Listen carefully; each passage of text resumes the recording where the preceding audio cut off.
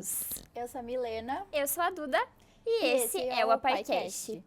Sejam muito bem-vindos ao nosso último episódio dessa temporada, especial sobre a Semana Nacional da Pessoa com Deficiência Intelectual e Múltipla.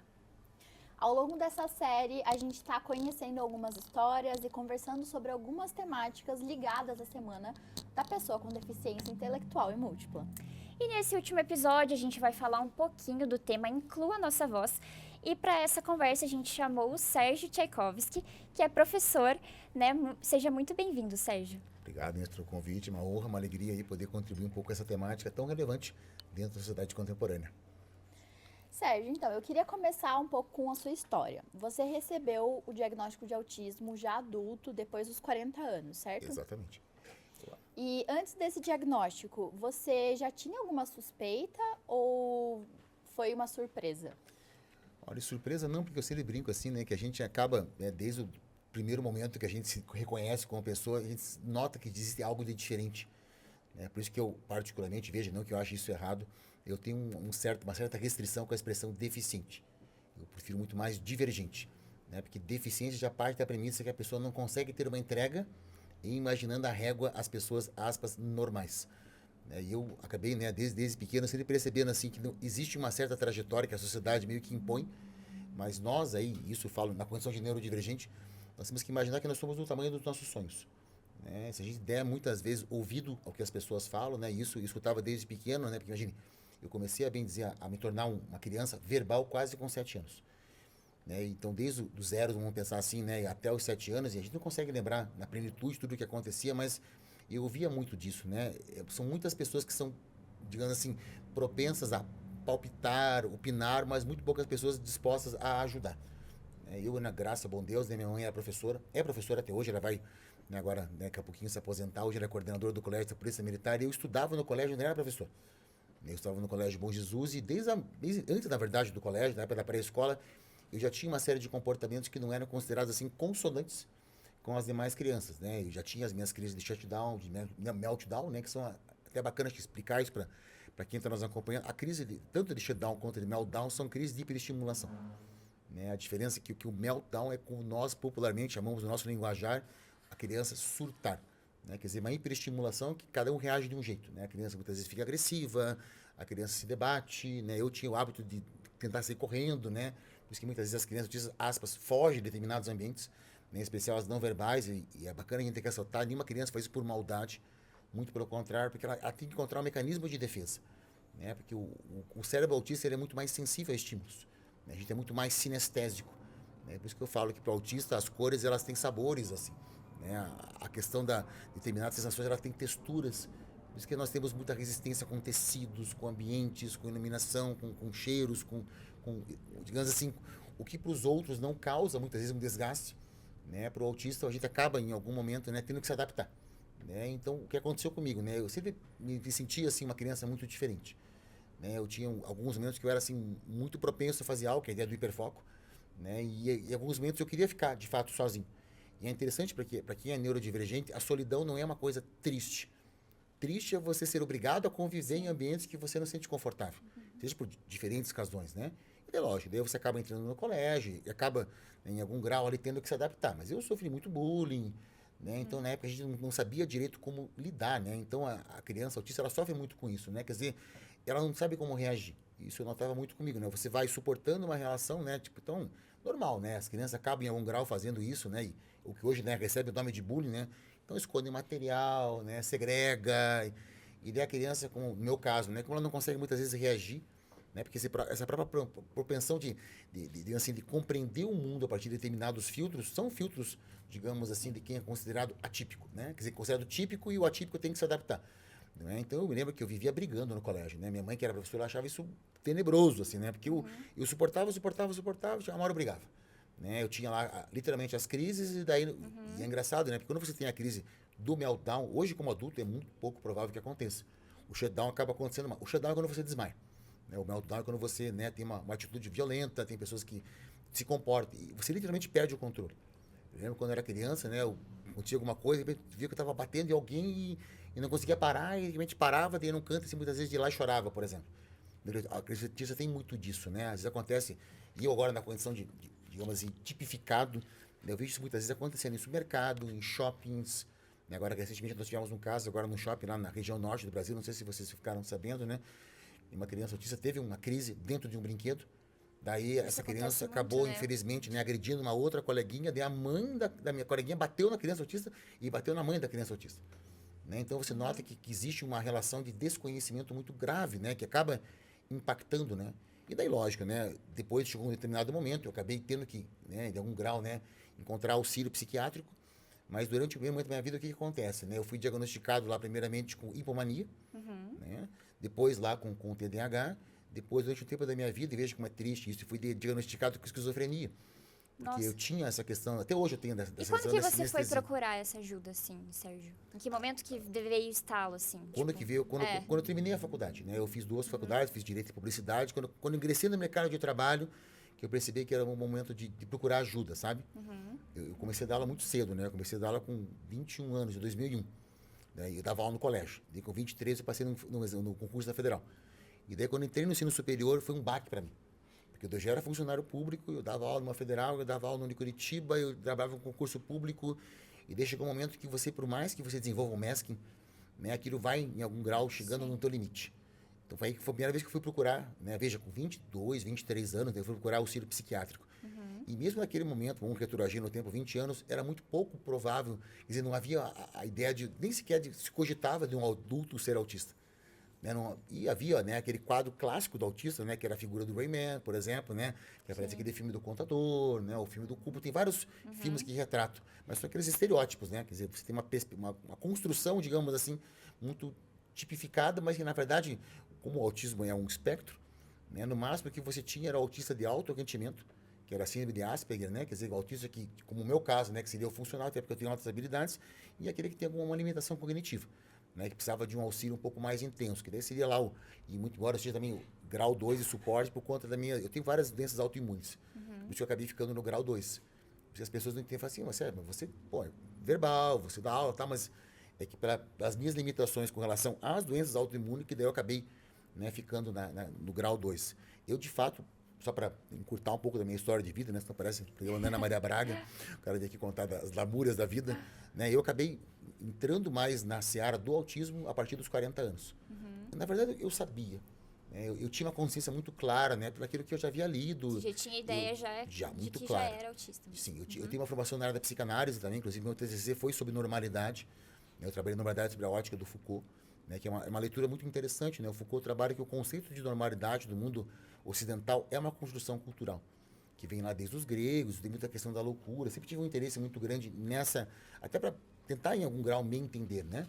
Mas aí, a partir dos 40 e poucos, começou a acontecer essa questão que acaba afligindo autistas, né? Que é a questão do shutdown. Eu comecei a desmaiar em vários ambientes, assim, sabe? Eu sentia um cansaço muito grande e daí se eu não conseguisse literalmente me isolar para me reestruturar, me reequilibrar, eu acabava, né, desmaiando. E daí, foi muito engraçado, né? Que no ano que de fato eu fui procurar, porque hoje é interessante, né? Quem está nos acompanhando em casa, hoje existem tanto psiquiatras, quanto neuro, quanto terapeutas, quanto psicólogos, que são especialistas em adultos autistas. Né? Existe essa especialidade hoje em dia. Né? Porque durante muito tempo, grande parte do pessoal que trabalhava com neurodivergência trabalhava com crianças, não trabalhava com adultos. E você partia disso que se você não diagnosticasse com a idade da criança, você não teria por que fazer isso quando adulto.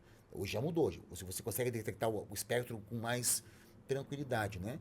Então foi nesse momento. Eu comecei a pesquisar lá a partir dos 42, hoje eu tenho 47. Só que é interessante, né? E para quem está em casa, hoje existe uma ideia de que não, a pessoa vai lá procurar o laudo para conseguir o benefício, para conseguir isso. E na verdade é o contrário, né? Porque, primeiro, para que você consiga a credencial, e no meu caso demorou quase 4 anos, há uma necessidade, primeiro, de você ter um laudo de um neuro, de um psiquiatra, de uma terapeuta e de um psicólogo. E todos eles têm que entrar num consenso com relação ao mesmo CID. Porque não basta as pessoas hoje detectarem assim, o Sérgio é autista. Que é o que havia, quer dizer, enquanto não chegar no consenso no CID, você não recebe. E hoje se fala muito disso, né? Tipo, hoje todo mundo é autista, né? Lógico, a gente sabe que existem casos de fraude, não vamos eximir isso, sabe? Com Mas certeza. eu que vivi todo esse processo, né, tanto que eu tenho uma startup hoje que ajuda os autistas, né, chamado Blue Hug. A gente vai falar um pouquinho depois, sobre né, isso a respeito também. disso também, né? Quer dizer, já que eu de fato vivi isso na pele, então eu procuro em algum grau ajudar principalmente as mães atípicas, né? Porque são as pessoas que na prática, na minha opinião, por favor, né, é difícil você moderador, né? Quer dizer, é uma coisa muito até agressiva fazer isso aos meus olhos, mas imaginando que você tem 3 grupos que acabam, né, com grau tendo, digamos assim, consequências, né? Acabam isso resbalando, por assim dizer, que são as crianças, os adultos, ou jovens, ou sêniores, né? E as mães. E desses 3 grupos, as mães que são as que mais sofrem, né? Então, as mães muitas vezes estão muito desorientadas, né? Então, eu procuro também, em algum grau lá, conversar e explicar. Eu falo assim, olha, o seu filho recebeu um diagnóstico, então a senhora fique tranquila, porque assim, a mãe já se desespera. E hoje eu entendo, né? O meu pai sempre teve uma relação muito difícil comigo, porque ele nunca me aceitou. Porque os pais, eles constroem uma relação muito idealizada do filho, né? O próprio nome, né? Eu sou o Sérgio, né? Eu sou a 4ª geração de Sérgio, né? Então, eu venho de um clã de Sérgio. De repente, lá o Sérgio lá, que seria eu, é o diferente, né? Então, lembro que as crianças queriam lá brincar de bola. Eu lembro que eu tinha uma época que eu pedi um microscópio. Olha que eu tinha um microscópio quando eu era criança. Depois eu dei o microscópio agora para o meu enteado lá para se divertir, sabe? Então, eu tinha gostos muito peculiares, assim, sabe? Então, todo mundo percebia que eu era muito diferente, sabe? As crianças estavam brincando, eu estava lá num canto sozinho, assim, lendo lá Enciclopédia Barça, sabe? E tinha muitos indícios já desde a infância, não, né? desde minha mãe fala assim, desde que eu praticamente comecei a andar, minha mãe percebia, assim, que havia algo de diferente, né? O que era, e também pensava que eu era surdo, né? Porque como eu não falava, a primeira ideia era que o Sérgio é surdo. E foi feito vários exames e tudo mais, e não, o Sérgio não é surdo, né? É engraçado aqui, né? Que quando eu comecei a falar, e isso é muito comum com a criança autista, você repete as frases dos desenhos animados que você escuta. E eu acabei começando a falar a respeito disso, né? Porque a própria formação do vocabulário para o autista é diferente, né? O autista, ele trabalha uma relação meio... É complicado explicar em termos mais simples, assim, muito binária, muito causa e efeito. Então, por que o autista acaba repetindo as frases dos desenhos? Hoje eu entendo isso com mais facilidade, né? Porque o autista não entende exatamente o que a frase significa, mas ele entende que a frase é uma chave para desenvolver no outro uma determinada ação.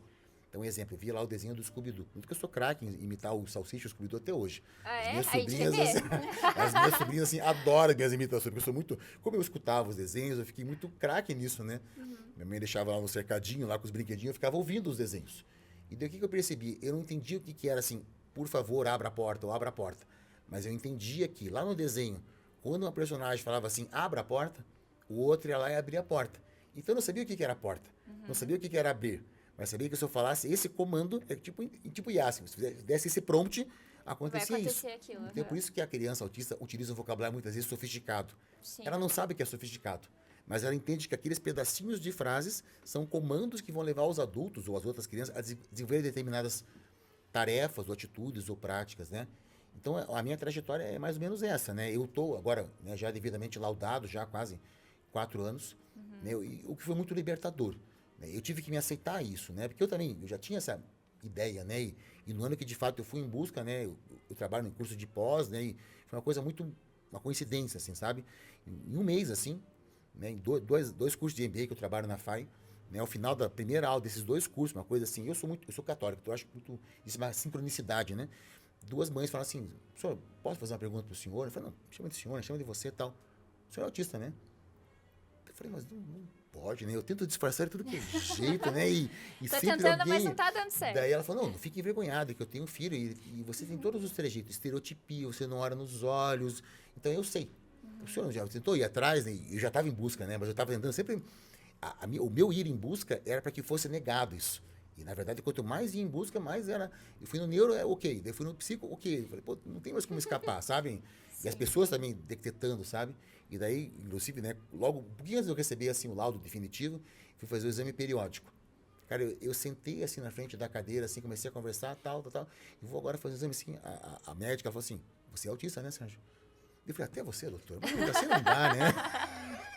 Daí ela falou assim, mas você não sabia disso? Eu falei, não, doutor, eu estou em busca. Ele falou assim, Sérgio, eu trabalhei, hoje eu sou médica da parte laboral, mas eu trabalhei 10 anos com psiquiatria. Tipo, não tem como não dizer que você disfarça, você percebe, né? Mas como eu trabalhei muito tempo em hospital psiquiátrico, você nota. Eu tenho muito disso, né?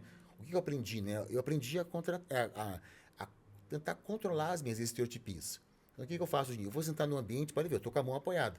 Ou eu apoio assim, ó. Porque daí eu não bato o pé, eu não fico me mexendo e não fico mexendo as mãos. Quando era criança, eu tinha esse hábito, né? Minha mãe Ficar se brincava que eu mexendo parecia um sempre, boneco né? do posto. Ficava lá, né? Então, eu aprendi. Então, para disfarçar isso, porque a sociedade, lógico, né? Eu também me coloco no lugar de uma pessoa neutípica, né? Tem lá um indivíduo que fica toda hora, né, se mexendo. Então, o que eu faço? Ó, eu sento aqui, porque daí eu coloco uma mão em cima da outra, eu coloco os dois pés. Então, ninguém percebe. A não ser casos extremos. Daí, quando eu tô muito nervoso, daí começa, sabe? E eu não noto. Porque o autista, ele faz isso para se reequilibrar, né? Tem autistas que muitas vezes se reequilibram por repetição de palavras. Ele fala, tá, né, tá, ok. Então, quem é neurotípico não entende. Eu que sou, né, autista, muitas vezes eu vejo nos alunos, né? Então, eu já fico pensando, esse aí tem um traço do espectro, talvez não seja, mas ele está de uma maneira tentando se regular para o cérebro entrar numa situação de homeostase, como eu falo. Sim. Quer dizer, o cérebro dele precisa entrar num equilíbrio com relação àquele ambiente. Né? Então, é isso. Quer dizer, eu reconheço como autista desde que eu nasci praticamente, mas laudado mesmo eu tenho praticamente quase 4 anos. E o diagnóstico é libertador, né? Depois que Nossa, você nem me fala. descobre, você entende muita coisa do que foi na sua infância, né? Sim. E você, depois do diagnóstico ali, você ressignificou alguma coisa da sua infância? Sim, primeira coisa que eu passei a participar, eu aconselho quem é autista adulto como eu, a participar de grupos de adultos autistas. Nós temos alguns aqui em Curitiba, né? Tem encontros assim, sabe? Porque daí eu praticamente não tinha praticamente nenhum autista do meu círculo social, né? Adulto, né? Lógico, tem vários amigos que têm filhos autistas, muitas crianças autistas, né? Agora, adultos, eu falava assim, meu Deus, será que só tem eu em Curitiba? E daí você começa a participar desses grupos, você vê assim que as histórias são muito parecidas. Eu vivi num ambiente que minha mãe e meu pai não me aceitavam, eu fui no colégio, fui rejeitado, tal. De repente tem um momento que tem uma virada, sabe? Ou porque a pessoa sofreu um acidente, ou porque ela foi fazer alguma situação, então, e aí tem uma virada de chave, assim. Então, quando você vai nesses grupos, e quem estiver nos acompanhando, caso você faça parte do espectro, ou conheça um adulto que faça parte do espectro, no começo é meio complicado, assim, sabe? Eu também tive que, usando uma expressão da psicanálise, tive que me autorizar a participar, sabe? Porque é assim, ao mesmo tempo que é bacana, se você não está preparado psicologicamente, eu tenho esse problema, eu absorvo muito, assim, sabe? Às vezes você sai de lá muito, muito cansado, muito exaurido, porque são só histórias, aspas, tristes, né? Eu que sou uma pessoa meio irônica, então eu sempre brinco assim com meus perrengues, né? Falar que são perrengues chiques, né? Porque se você ficar contando história triste, ninguém vai querer se aproximar de você, né? Quer dizer, nós que somos autistas, né? O que a gente tem que tentar fazer? A gente parte da premissa que, independente das pessoas entenderem ou não nossos perrengues, a gente tem que encontrar uma maneira de superar. Sabe, não dá pra gente tentar imaginar que a sociedade vai simplesmente nos acolher de braços abertos. Isso não existe, sabe? Por quê? Porque a gente é a minoria. Sim. Então a gente tem que, nós em algum grau temos que logicamente nos adaptarmos e de maneira paulatina a gente tem que exigir o mínimo para que o mundo seja menos áspero. O que já está acontecendo, né? E eu falo isso como exemplo quando eu vou aí na condição de autista, né? As pessoas agora eu virei uma subcelebridade desse mundo, né? Tanto que eu tô aqui, agradeço novamente, né? Segue subcelebridade do mundo dos autistas, né? Quer dizer, eu vou nos ambientes e falo assim, veja, há 150 anos atrás nós tínhamos escravos, meninos.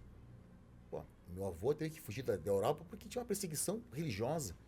Quer dizer, e aí você passa, a partir dos anos 60, já a aceitar a figura da mulher, de maneira muito paulatina, né? A partir dos anos 70 e tal. Daí você começa a aceitar a figura da criança. Daí agora, vamos imaginar, 10 anos atrás, você tem uma aceitação do gênero. E veja, a aceitação da neuroatipia é uma questão de 5 anos, meninas. Eu não vejo agora com a NR1, que de fato, então veja, é uma coisa muito... Demora, né? Demora. A mentalidade demora. Quer dizer, então não é da noite para o dia que alguém vai mudar a opinião. Mas é aquela velha história. Por exemplo, você tem um respaldo legal. Hoje você tem a Lei Brasileira de Inclusão, né? Que inclusive foi a vez passada que eu tinha participado lá com vocês. Então, existe um instrumento legal, um amparo legal, onde a gente possa, pelo menos, minimamente se basear para exigir. Né? Para evitar aquela inclusão, né, festiva, como eu sempre digo, sabe? A inclusão cirandeira. Né, que você coloca lá o autista como se fosse, né, um indivíduo, né, sabe, dá para colocar assim, é tipo um sparring ali, ele só apanha e não faz nada, assim, sabe? Ele é um coadjuvante. Né? Eu brinco que é o autista dublê. Você coloca ele como dublê lá numa comissão de inclusão, ele não participa de nada quando tá, né, porque tem muita comissão de inclusão de empresa que não tem autista. Olha que bizarro. Você tem uma comissão para ajudar o autista, mas não tem autista. Olha que doido, né? Quer dizer, é uma coisa que a gente chama, né, pro forma hoje, né, mercadologicamente falando. Então, eu noto que é uma trajetória, sabe, meninas? E nós que somos aí neurotípicos, a gente tem que chamar esse papel para nós. Nós somos corresponsáveis. Então, quanto mais pessoas, de fato, se assumirem, como assumir a sexualidade, como assumirem... Porque não precisa ter vergonha, sabe? Não é errado. Sérgio, eu até queria falar também sobre isso, né? Como que foi para você falar para as pessoas sobre o seu diagnóstico, né? Porque recentemente eu também conheci uma pessoa que ela descobriu há pouco tempo, né? Uhum. Do diagnóstico. E ela sente muita vergonha de falar sobre isso. Eu entendo, com toda certeza, né? É um processo de autoaceitação, sabe, meninas? Como eu vinha já, de fato, literalmente sofrendo pela questão do desmaio, né? Então, eu cheguei a uma conclusão, assim, quando eu recebi a confirmação, e de fato eu já sabia que ia acontecer, né? Eu já fui meio que preparando, né? Porque eu, graças a bom Deus, como eu sempre digo, eu sou a exceção aqui no Brasil. Que hoje, 87% dos autistas adultos estão desempregados. Isso é gravíssimo, meninas. É uma coisa, assim, absurda. E veja, nós temos autistas, assim, com habilidades absurdas, assim. Tem um rapaz que é meu amigo, que por sinal também é professor, agora ele se tornou professor, né? Mas ele trabalha na Exxon. E ele fala 9 idiomas. E ele aprendeu 9 idiomas sozinho.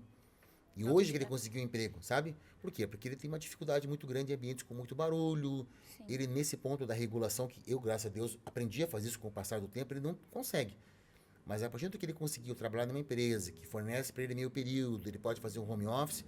Pô, você tem um funcionário que fala 9 idiomas fluentemente e aprendeu sozinho. Imagina Quer você dizer, perder um profissional desse, né? então, quantas pessoas maravilhosas que nós temos em diferentes áreas que podiam estar empregadas, meninas, mas não tem por quê? Porque você tem limitações que para uma empresa, pô, você custa colocar lá o menino, por exemplo, num ambiente onde ele pode ficar, ou pode trabalhar em casa, ou você tem um isolamento acústico, diferente ao benefício que você pode, de fato, aí, né, fornecer. Eu estava agora, na sexta-feira, eu tive a oportunidade de conhecer, né, o Fabiano, que ele é gerente de marketing, diretor de marketing, perdão, do festival. E o festival, como você sabe, né, hoje ele recebeu uma chancela de uma das empresas aí que está mais avançada nessa questão do autismo, né? Tem sala de Eles calma, têm um espaço, tal. né, sensorial. Isso, fantástico, assim, tem que dar o parabéns. Inclusive, eu parabenizo porque e veja, não estou fazendo merchan porque eu não sou sócio do festival, nada disso. Falo porque eu vou lá e me sinto confortável, sabe? E ele contou que agora foi 25 anos na empresa. E eles fizeram lá um evento, e daí desses 25 anos, praticamente um terço das pessoas que foram parabenizadas por serem sempre pessoas assim, acima da média, eram autistas. Então ele já contratava autistas desde os anos 70, né, meninas? E veja, dos funcionários todos, né? Imaginar que os autistas não chegam nem a 1%, eles foram 25% dos homenageados. Quer dizer, o autista ele tem essa entrega. E é muito, muito claro isso pra gente, né? Pra mim é muito. A gente é muito binário, a gente é muito. Pega, sabe aquela questão de normatividade, de certo ou errado, de ética. Você quer deixar o autista magoado, brabo, ou irritado, o autista vê uma injustiça, assim. A gente não consegue ficar assim, tipo, distante, sabe? Então, e é legal, assim, quando o autista de fato compra uma ideia, meninas, eu vejo em parte por mim, assim, a ideia do hiperfoco, sabe? Tem vezes que eu fico conectado a algo, eu fico assim 4 horas, e eu esqueço de comer, eu não esqueço de tomar água. Depois eu tento que eu marco no celular, assim, tomar água, Sérgio. Eu falo assim, Sérgio, meu Deus, passaram 2 horas. Tem que colocar um Não, alarmezinho você lá. não nota, o hiperfoco acaba possibilitando isso. Então, pô, por que não pegar um rapaz com hiperfoco e colocar para analisar uma planilha? Né, para fazer um cálculo, para fazer um mapa, para fazer uma coisa. Imagina a capacidade que essa pessoa tem e está sendo desperdiçado. Por quê? Porque você não tem essa tinderização, como a gente chama hoje, né? Quer dizer, uma empresa precisa de alguém com essas características, tem uma pessoa que está desempregada que tem essas características, por que não? Né? Porque colocar o autista, muitas vezes, sem demerecer, na portaria, lá para cuidar do prédio, eu acho muito bonito. Eu vejo isso. Mas, pô, será que não tem ninguém que pode assumir um cargo de gerente? Será que não tem ninguém que pode assumir um cargo de direção? Será que existe uma barreira tão grande assim? Então, as empresas têm que também, em algum grau, fornecer essa porosidade. E nós, na Comissão de Direito, temos que falar, não, eu sou eu não tenho vergonha. Eu não pedi para nascer assim. A cegonha me entregou assim, como eu digo. Tanto que eu falei, né, que se tivesse o controle de qualidade do céu lá, né, eu não teria descido para esse plano. Porque eu tenho de perrengue, doença autoimune, eu tenho vitiligo, eu tenho doença de Crohn, eu tenho uma outra doença de hiperelasticidade, né, tanto que eu tô com o pé quebrado de novo. Então, cara, eu tenho um monte de perrengue, sabe? E mesmo assim, eu tento na medida do possível. Mas por quê? Porque a minha condição de professor possibilita isso, sabe? Outras pessoas também poderiam, mas será que não, pô, coloca uma cadeira diferente. Coloca um ambiente com menos música, coloca um ambiente com uma luz diferente. Só Às vezes são pequenas coisas, nossa, né, que fazem a diferença. É mínimo, menina, sabe? Não é um favor. É uma troca que você está fazendo com o indivíduo. Ele vai ficar tão feliz, vai ficar tão... que ele vai ter uma entrega muito maior, muitas vezes, que o indivíduo lá que é neurotípico, sabe? Então, isso que a sociedade tem que chegar nesse ponto de consciência. Sim, com certeza. E falando, né, nesse amparo, assim, você também trabalha com cães de amparo emocional, Também. certo? E como que o Oliver que chegou na sua vida? Foi engraçado, assim, né? Eu até nunca tinha tido cachorro. Eu sempre tive uma relação, assim, muito afetuosa com os bichinhos, sabe? Porque, inclusive, fica uma sugestão, né? Já que nós estamos falando a questão da neuroatipia, por assim dizer. Mães atípicas aí, uma sugestão desse que você fala. Permita que a criança autista tenha um bichinho. Sabe? Eu vejo, assim, nossa, eu vou visitar, às vezes, espaço com crianças autistas, eu levo o Oliver, assim. Cara, é transformador. Sabe? Eu até me emociono, assim, porque, cara, o bichinho, assim, ele tem uma sensibilidade que o ser humano não tem. Porque às vezes a criança autista, ela tem uma barreira. Eu brinco quando eu era criança, minha mãe queria me beijar, eu era meio... Não porque gostava. gostava de... Eu falo assim, gostava de amor pro Wi-Fi. Né? Então, e é uma questão é assim, tipo, o autista, assim, se ele gosta muito de você, você é a pessoa de amparo emocional, então ele quer ficar grudado em você. Mas quando ele estabelece uma relação por alguma questão, assim, a gente fica muito magoado, assim, sabe? O autista fica meio emburrado, assim, sabe? Então, minha mãe falava assim, eu queria ficar grudado com ela, ou se a mãe fizesse uma coisa que eu ficava magoado, e minha mãe não entendia porque eu não falava. Minha mãe vinha me abraçar e ficava assim, tipo, não, Não quero. não quero. Não quero contato. Me esqueça, ó. Tá? De conta que eu não tô aqui, sabe? E com o bichinho é muito interessante. E no caso do Oliver, né, eu não sei se eu teria o mais apropriado, eu que me senti meio excluído, sabe? Eu acabei estabelecendo uma relação de empatia com ele, por quê? Porque ele veio de resgate. Né? Então isso já me gerou, assim, uma relação, assim, eu sempre ajudei os bichinhos. Eu ajudo várias ONGs aí e tal, da Mari Mazon lá, que tem acesso ao bicho, sabe? Eu sempre gostei disso. E no caso do Oliver foi o seguinte, ele vivia até então, porque ele é um Spitz, né? Depois que eu descobri que o Spitz é um cão tão caro, tal, porque as pessoas falam que eu tenho um cão de madame. Eu falei, primeiro que ele não Ele é é muito meu, fofo. ele está comigo, ele é de Deus, né? Ele é da natureza, eu sou o máximo tutor, ou se você quiser chamar de pai, eu não sou dono dele.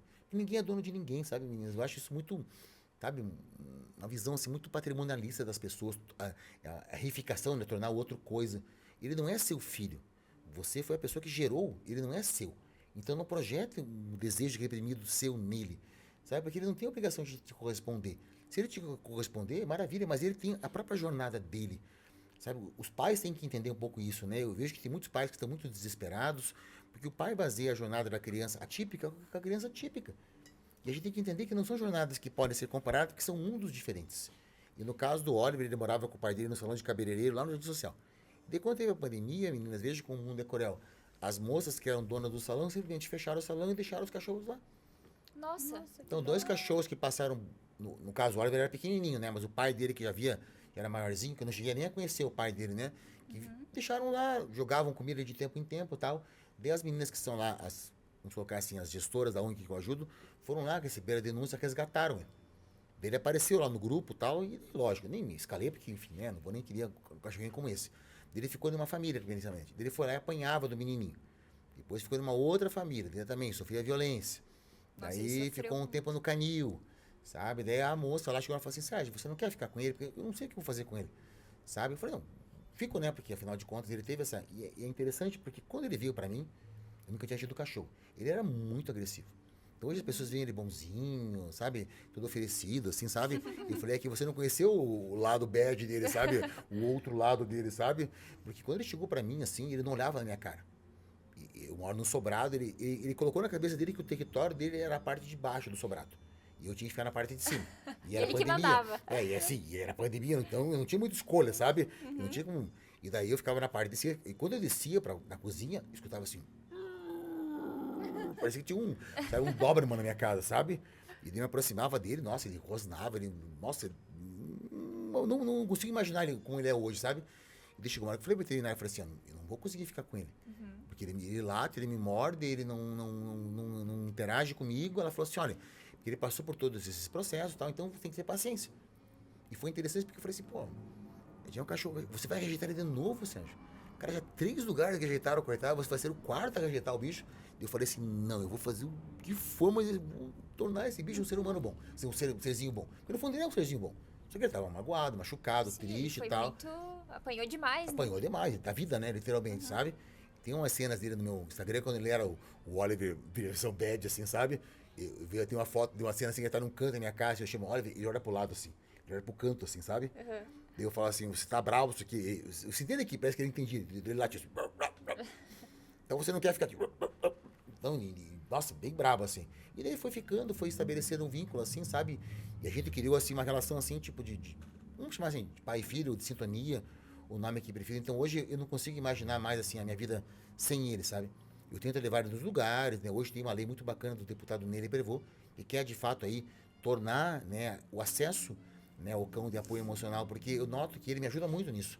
Questão de ansiedade, né? Porque aquilo que eu digo, né, nós autistas, nós somos assim, nós somos águas calmas. Só que as águas calmas são as mais profundas. Quando alguém vê um autista calmo, você não tem a confusão mental, muitas vezes, que tá. Porque a gente aprende a mascarar. Aquela velha história, o autista tá quase tendo um shutdown, você fala assim, você tá sentindo? Tô tranquilo. Eu vou ali do banheiro rapidinho, já volto, sabe? E o cachorrinho, especial com as crianças, você vê isso, além da questão da criança conseguir expandir as emoções, a criança ajuda, quer dizer, o cachorrinho e a criança, né? Eles estabelecem uma relação assim de homeostase, de equilíbrio. O bichinho, ele percebe quando a criança vai ter uma crise. E o fato dele estar com a criança gera uma sensação de segurança que muitas vezes ajuda a criança nesse momento de desequilíbrio, sabe? Então eu acho que na medida do possível, sei que nem todos os pais podem, de fato, aí, né, o meu caso, lógico, porque eu pago as contas do óbvio, como eu digo, né? Eu trabalho para ele poder luxar, né? Então, lógico, né? Se a família não puder pegar lá eu não queria, bem, se Deus mandasse um outro bichinho, um vira-latinha, eu colheria do mesmo jeito, sabe? Então, tem tantos bichinhos que estão aí sem lar, precisando de um amor, de um carinho. Então, eu acho que o ideal é isso. Mas eu entendo, né? Tem pais, mães que não são muito favoráveis à criança ter bichinho porque tem medo, né? Acho que a criança muitas vezes pode ver algum tipo de atitude que o bichinho às vezes fique ferido e tal. Então a gente tem que respeitar, sabe? Não posso né? É aquela velha história, né? Não tem como eu, homem, explicar o que é uma cólica menstrual. Por isso que eu acho muito complicado alguém que não é autista explicar o que é autismo, sabe? Porque não está no nosso lugar de fala. Então é muito fácil eu falar, esse pai não ajuda a criança, por que não dá um bichinho? A gente não sabe essa criança muitas vezes já passou por um trauma. É difícil eu impor alguma coisa, mas se eu pudesse sugerir, se todos os pais pudessem, ou um gato, ou um cachorro, né? Tem que ver o que a criança de fato gosta, né? Ver se a criança também está disposta, né? Porque às vezes a criança não quer, então tem que respeitar. Sabe? Às vezes não é o momento da criança, sabe? Mas eu vejo assim, pelas minhas experiências e aonde eu levo, é transformador, assim, sabe? Você vê um sorriso... E existem muitas pesquisas também, né, Sérgio, que mostram que esses cães de amparo emocional, eles ajudam muito, né, Sim, nessa cães e questão cavalos. social também da criança, né? Tem hoje aí quinoterapia também, sabe? Sim. Que está funcionando muito bem. Porque, segundo consta, veja, eu não sou veterinário, agora estou falando, né, como aspas, né? Eu aprendi por osmose, né? O cavalo também tem essa questão sensorial muito avançada. Tanto que tem casos lá de indivíduos lá que são muitas vezes, né, criadores de cavalo, né, ou praticam, né, equitação tal, que o bichinho sabe quando a pessoa vai infartar, né, tem casos, né, que o bichinho lá vai lá e de alguma maneira ampara, né, as pessoas. Então, o cavalo também. Então, às vezes a pessoa não consegue ter um bichinho, mas mora numa região rural, porque não um pônei, né, porque talvez, eu não consigo imaginar minha casa com um pônei, né, mas se a pessoa mora numa fazendinha, por que não deixar lá a criança com um pônei? Talvez a criança até fique mais feliz, né, ou um cavalinho mesmo. Então, mas um animalzinho é importante, isso que eu digo. E pensando, né, em pessoas autistas, auxilia na autonomia também? Ter um cãozinho, um animal de amparo emocional? Tem porque nós, autistas, e essa é uma questão que eu tento trabalhar na terapia. Outra questão importante, faça terapia. Todos nós devemos fazer terapia, independente de você ser neurodivergente ou não, sabe? Porque a gente vive num mundo muito complicado, muito áspero, a gente, por um lado, evoluiu muito tecnologicamente, mas a gente está numa sociedade muito competitiva, muito até, como eu falo assim, sanguinária, assim, muito bárbara, sabe? Então, eu acho que se por um lado a gente evoluiu muito tecnologicamente, o que a gente acabou perdendo, né, com essas mudanças tecnológicas, foi essa questão de acolhimento. Né? Para quem vem de uma cidade do interior, às vezes é mais fácil entender o que é acolher. É você chamar a pessoa pelo nome, chega ao final do dia, as pessoas fazem lá uma roda de chimarrão e conversam. Quer dizer, aquilo que, né, o Walter Benjamin falava, né, que a gente foi perdendo a capacidade de narrar, né, de contar, de trocar, de experienciar, sabe? Então o bichinho, ele acaba em algum momento estabelecendo isso, né? Porque talvez a criança não consiga conversar com outro adulto, mas ao interagir com o bichinho e conversar com o bichinho, você percebe assim um salto qualitativo muito grande. Né? Eu mesmo, né? Quer dizer, eu percebo que nos ambientes que eu vou com ele, eu consigo em algum grau assim, eu acredito muito nisso, né, como cristão, né, a ideia da egrégora, né?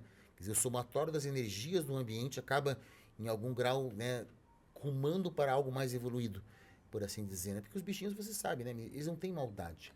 Quando o bichinho pratica um ato de violência, é uma coisa instintiva, sabe? Então, esses estudos que estão sendo feitos agora, a gente tem uma universidade, inclusive, lá em Minas Gerais, que faz parte do Grupo Ânima, é muito legal a gente comentar isso, que eles têm uma sala só com cachorrinhos. Então, quando alguém está com alguma situação, estresse, ansiedade, né, alguma questão qualquer, não precisa nem justificar, você entra na sala e tem lá os bichinhos. E você pode ficar o tempo que você quiser lá, tem lá, não sei quantos cachorrinhos lá, 8 cachorrinhos, 10 cachorrinhos. Então, imagina que é legal você ter um ambiente em uma empresa onde tem 10 bichinhos lá que querem brincar com você. Porque às vezes você querer interagir com o ser humano não é o momento, sabe? As pessoas, e veja, não é uma culpa do ser humano. O ser humano, ele questiona muito, ele quer justificativas. Né? As pessoas exigem porquês. Sabe? E o autista muitas vezes não quer explicar os porquês, ele quer só ter alguém para interagir e tal. E o bichinho não tem essa barreira, sabe? O bichinho não vai ficar olhando se você está bem vestido, se você está com a cara lavada. Ele quer interagir com você também. E o teu companheiro para todas as horas e todos os Isso, momentos, né? exatamente. Independente da situação. E como nós, autistas, temos uma relação assim de sentir meio, como é que eu poderia colocar assim? Eu vejo isso muito por mim.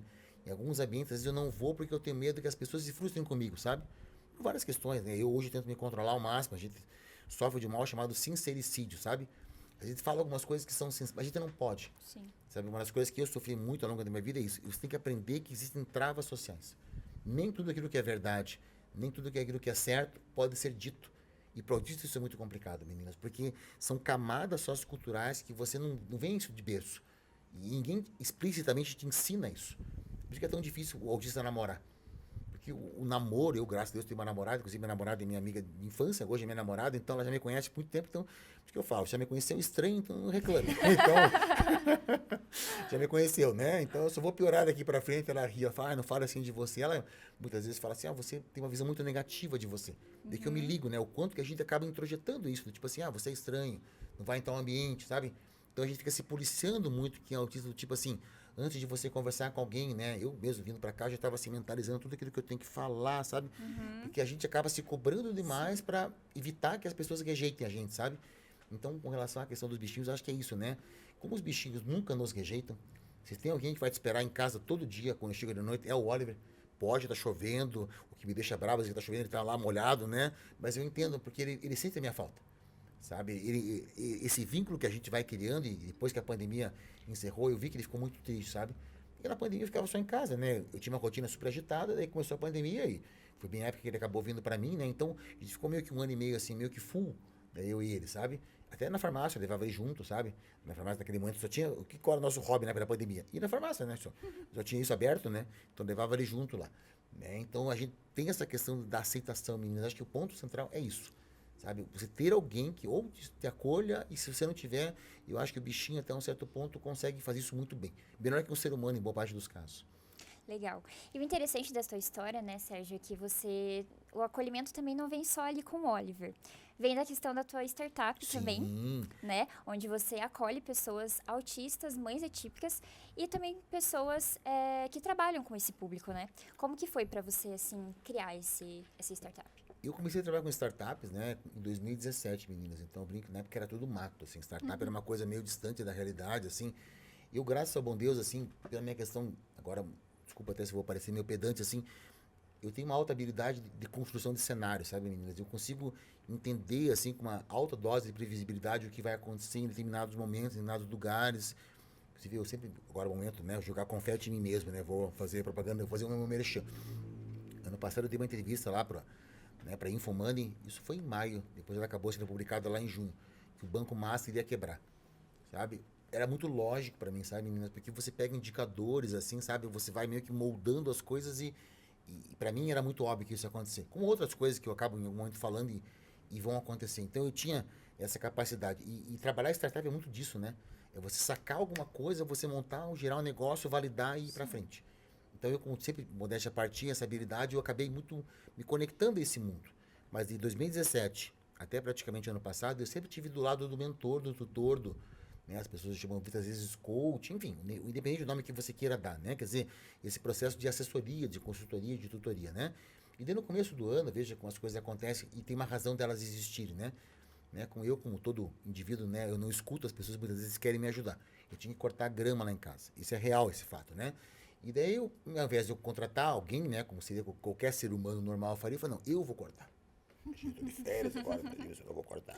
Eu fui lá, peguei lá o cortador de gramas que era do meu avô, que estava na casa dos meus pais, que ele não estava usando um boa de ferro, assim, um negócio assim, raiz mesmo. Falei, vou cortar a grama. E dá-lhe cortar a grama. O negócio é pesado, mas o negócio assim é outro mundo, né? Aquele, antigão, assim, aquele que você coloca em cima, ele pega uma árvore, se colocar um cacto, ele destrói o cacto, assim, sabe? Uma coisa assim, o cortador um troglodita, assim. E beleza, tava lá cortando a grama, sentindo assim o homem do dedo verde, né? Fazendo lá o jardim e tudo, né? E eu moro no sobrado que tem 2 jardins, um na frente e um atrás. E quando eu tinha que passar para o outro lado do jardim, ele tem tipo uma ruazinha, assim, sabe? E eu tinha que colocar o carrinho, o cortador de grama, assim, em cima dessa... uma ruazinha, assim, para depois ir pro outro lado do jardim. E quando eu fiz isso, meninas, eu acabei machucando os 2 ciáticos, os 2 lados do ciático. Eu fiz assim, clec, clec. Sabe quando você vê assim que parece que alguma coisa desencaixa dos 2 lados em você, assim? E deu ruim. Mas como eu tava, pô, calor, né? Foi cortando a grama e tal, né? Eu falei, não vai dar nada. Terminei de cortar a grama e tal. No dia seguinte eu não conseguia andar.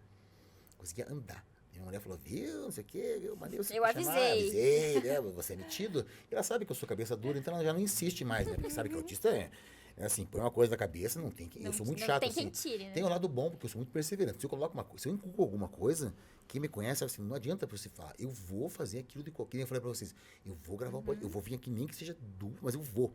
Sabe, se eu Sim. coloco uma coisa assim, não me tiro, assim, sabe? Eu não consigo ficar tranquilo, sabe? É uma coisa que a chama de closure, né? Eu não faço o fechamento enquanto eu não compro aquilo. Então, enquanto eu não cortar essa grama, minha mãe sabia que eu ia ficar assim, ansioso, né? Então, beleza. Eu tive que ficar praticamente assim, umas 2 semanas, assim, meio que em off, assim, porque eu não conseguia andar, meninas. Eu não conseguia me andar. Eu tive que ir pro hospital, tive que tomar injeção, porque eu não conseguia me mexer. Se machucou feio mesmo. Nossa, feio apelido, sabe? Eu não conseguia, até pra rir doía, você sabe? Eu tive que ficar um tempo em casa. E quando você fica em casa, né, eu acho que existe uma questão divina. Você começa a pensar. Eu falei assim, pô, mas já tinha me programado para estudar mais um pouco a respeito de startup. Eu falei, vou unir o útil ao agradável. Já que eu mal consigo levantar aqui, estou tomando remédio na veia, estou tomando um monte de remédio e tal. Falei, pô, mas já que eu estou estudando a parte de criptomoedas, sabe? Autista, né? Tem essas questões, né? O que vou fazer? Estudar criptomoedas, né? Porque no parque, estudar criptomoedas. E eu comecei, falei, pô, mas Sérgio, você está 7 anos fazendo. Por que você não cria uma startup para você? Né? Porque daí você agora sozinho, você vê que, pô, você podia ter um monte de amigos autistas e você não tem e tal e tal. Daí eu comecei a moldar isso mentalmente, sabe? No começo do ano, nesse período que eu tava afastado, né? Bom que era férias, né? Minha mulher tava na praia lá com o meu enteado e o estragado em casa porque eu não conseguia andar. Tudo bem, eu falei pra ela, vá pra praia se divertir, vai ficar aqui comigo agora, porque ficar fazendo o que comigo aqui? Ficar me olhando? eu vou ficar duplamente triste, né? Porque eu ferrei as minhas férias e as suas, então vá você se divertir. Né? Tanto que ela foi com o meu sogro lá, se divertiram, foram pra praia, né? E daí eu comecei a pensar, falei, cara, o que eu tenho que fazer? Daí eu tava com essa ideia, uma hora eu tava no LinkedIn, né? Coisas da vida, né? Sincronicidade. Tava uma proposta que iria aparecer um edital da prefeitura para startups com alguma conotação dentro do ambiente da responsabilidade social. Eu falei, Sérgio, tá aí a tua proposta, né? Eu ia levar originalmente essa proposta lá pro EcoHub, que é da Universidade de Positivo, né? Porque eles têm uma questão mais de sustentabilidade, ia tentar em algum grau, né, conectar a questão do autismo mais com isso, com ESG e tal, tentar, mas daí quando surgiu esse edital, e ele era um pré-edital ainda, eu falei, não, sabe de uma coisa? Eu vou mandar aqui um e-mail de maneira bem despretensiosa, contando um pouco do que eu quero fazer, mas eles não vão querer, né? Imagina quem vai querer uma. E eu fui lá, o rapaz, que é o professor Sidney, né, que é uma pessoa que trabalha lá no Pinhão Hub, hoje a gente chama de Moinho de Inovação, né, no Rebouças, falou assim, Sérgio, a gente gostou da tua ideia, você não quer fazer um pré-pitch aqui com a gente? Você não consegue arrumar esse projeto rapidinho aí e vir aqui apresentar para nós? Eu falei, para quando? Se você quiser vir amanhã. Eu falei, não, amanhã é covardia também, né? Pode ser na quarta, assim, tipo, eu pedi assim, uns 2 dias, tempo. sabe, né? Para montar o slide, você não vai chegar lá também de mão abanando, né? Daí eu fui lá no Pinhão Hub, né? Apresentei o projeto, né, pro coordenador. Tava lá várias pessoas que são assim, os heads, né? E eles ficaram assim, tipo, nossa, isso aqui é muito legal, o Sérgio vai participar do edital, vai abrir um edital, se inscreva, e isso e aquilo, e eu falei, pô, vocês gostaram? Mesmo gostaram, pô, você tem total chance de passar, isso e aquilo. Eu falei, pô, vou tentar então, né? E deu o edital, acabou indo depois, né? E foi uma coisa muito maluca, né? Porque eu tô fazendo pós-doutorado.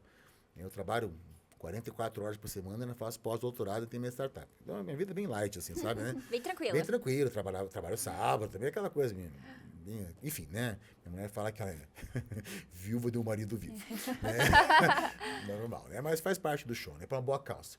E daí, eu lembro que eu tava com um monte de coisa para fazer, eu já tava meio desistindo de mandar esse projeto, então eu tinha que mandar o projeto uma terça-feira, meninas, até às 10 da noite. Eu fechei o projeto, era 9h40. Nossa. E mandei. Falei, seja o que Deus quiser, né? Ou não, você já tem de brinde e tal.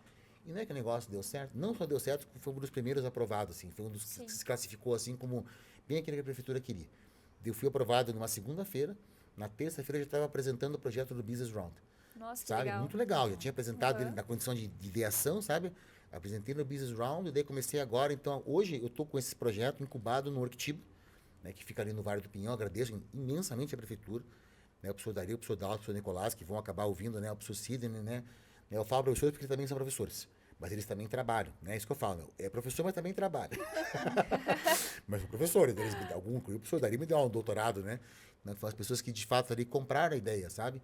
Então hoje eu me sinto muito feliz. Curitiba hoje incentiva isso, sabe, meninas? Então tem, por exemplo, eu que estou trabalhando lá com a questão do autismo. Tem colegas minhas lá que são uma enfermeira, uma outra fisioterapeuta que trabalha para unificação de prontuários de pessoas que têm diversas enfermidades. Então tem muito projeto bacana. Cada um na sua lógica, na sua especificidade, todos eles com uma conotação com responsabilidade social. Tem um rapaz lá que é cubano, inclusive não tem uma perna, também tem um outro projeto de inserção do imigrante. São vários sabe? projetos dentro ali da Dentro sua startup. desse espaço que é o Worktiba, por assim dizer. E além disso, a gente tem aulas com profissionais do mercado, ensinando a gente a trabalhar funding, trabalhando em MVP. Quer dizer, algumas coisas eu conheço, sabe? E é engraçado, porque daí agora, como eu estou do outro lado, tem gente que eu conheço do mercado, a pessoa fica me olhando, tipo assim, o que você está fazendo no meu curso, sabe, Sérgio? Eu falei, cara, eu vim aprender. Não, eu não sei.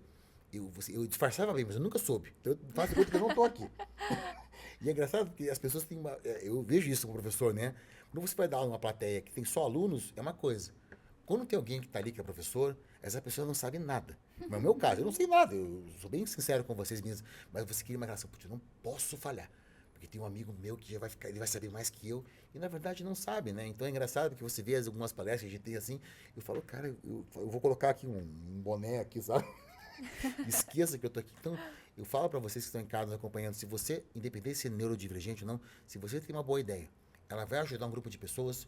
Eu quero ajudar os carrinheiros, eu quero ajudar as mães atípicas, eu quero ajudar qualquer gente, qualquer tipo de pessoa cadeirante, vá e tente. Sabe? Pega o edital, monta um projeto, conversa com as pessoas, tem assessoria. E aquilo que eu digo, né, não é que aspas é de graça. A gente paga imposto. A prefeitura, ela abre a porta, sabe? Mas você que tem que caminhar. Então, isso que eu falo, volto ao ponto que eu falava, assim, não é porque você é neurodivergente que as pessoas vão te tolher, sabe? Se eu fosse dar bola, né, eu não teria sido militar, não teria dado aula, não teria feito concurso, porque o que eu mais ouvi na vida é assim, não, você é incapaz, não, você é incapaz, não, para isso você não serve, não, você não tem coordenação motor, o que não deixa de ser verdade, né, mas vamos pular essa parte. Eu sempre fui a negação em educação física, mas pô, eu fiz 8 anos de taekwondo, sabe? Então, é assim, você pode fazer, meninas, mas você tem que, não adianta você querer bater com aquilo que não... Como eu tenho uma dificuldade, muitas vezes, em trabalhar em grupos, assim, fazer as coisas muito rápido, futebol, vôlei, handebol, era uma desgraça, uma chacina. Eu era o último, assim, sabe? Aquele que sobra, que o professor tem que colocar no time, assim, e ninguém quer fazer, porque eu era muito, putz, muito desnorteado. Até hoje, que eu tô com o pé quebrado, né? Agora, por exemplo, artes marciais, que é uma coisa que, cara, quando eu entrei assim, no taekwondo, assim, eu falei, meu Deus, isso aqui é meu mundo. É silêncio. As pessoas se concentram. Olha que, cara, como é que eu não sabia disso antes? Por isso que eu digo assim, às vezes o problema do autista não é que ele não consegue. Ele tem que encontrar um ambiente onde ele consiga. Sim. Então, se ele não consegue fazer futebol, pô, põe no taekwondo. Não pode taekwondo, põe na canoagem.